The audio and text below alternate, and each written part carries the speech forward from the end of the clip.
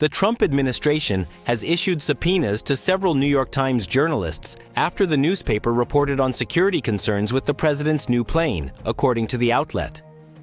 The Times said its journalists were subpoenaed on Friday by the U.S. Justice Department to testify before a federal grand jury in Manhattan 5 days later, marking the latest effort by the Trump administration to compel testimony from journalists under the threat of penalty. Agents delivered some of the subpoenas to the Times reporters at their homes, the paper added.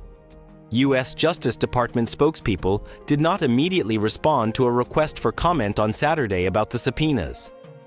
Press freedom advocates, meanwhile, expressed consternation over the subpoenas.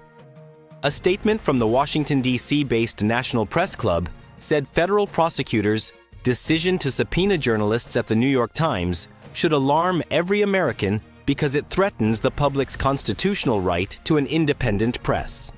The National Press Club calls on the Justice Department to immediately withdraw these subpoenas and reaffirm a principle that has long distinguished the United States.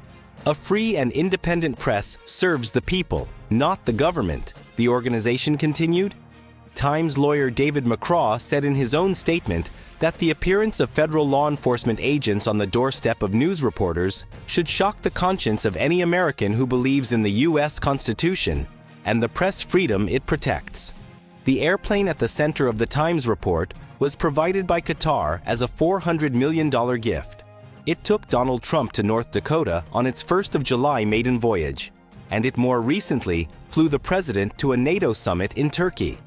But Trump then flew part of the way back to the U.S. on an older model Air Force One presidential jet.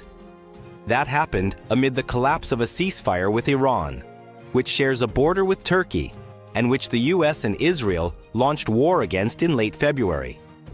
Amid speculation that the president's Qatari-gifted jet lacked certain security systems, the Times, citing anonymous sources, then reported that the new Air Force One lacked anti-missile capabilities, as well as other protective features that older models are equipped with. The Times further reported that Trump flew some of the return trip from Turkey on an older Air Force One at the request of the Secret Service. Trump subsequently denied any security concerns, telling reporters who were accompanying him that no safeguard-related worries factored into the decision to fly only part of the way home in the new Air Force One.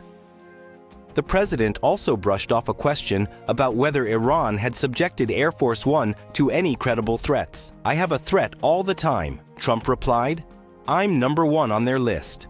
The White House also denied that the new Air Force One had any shortcomings in terms of security, calling it state-of-the-art.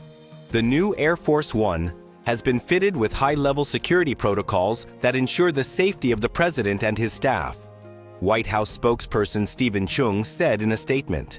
As the president has said recently, there are many enemies of America who have their sights on him, and we use every tool at our disposal, including distraction and misdirection, to address those threats. After the reporting on the new Air Force One, Julian E. Barnes, Eric Lipton, Tyler Pager, and Eric Schmidt were among the Times journalists who received subpoenas for grand jury testimony, according to the newspaper. Reports in June indicated that Justice Department officials purportedly investigating national security leaks had similarly subpoenaed journalists from the Wall Street Journal and Washington Post. However, the Justice Department withdrew the subpoenas after the outlets contested them in sealed court filings. In the U.S., grand juries are one of the methods by which prosecutors can criminally charge defendants. There have been other instances of the Trump administration targeting news organizations, as well as other media figures and institutions across both of his presidencies. One such recent and prominent example, particularly dealing with the news media, involved the Trump administration's pursuit of criminal charges against journalists Don Lemon and Georgia Fort, and photographer John Bowman for covering a protest in January at a Minnesota church where an Immigration and Customs Enforcement (ICE) official is a pastor. Also in January, a federal grand jury in Maryland indicted a U.S. military contractor on accusations of leaking classified documents in a case which led to an FBI raid on a Washington Post reporter's home.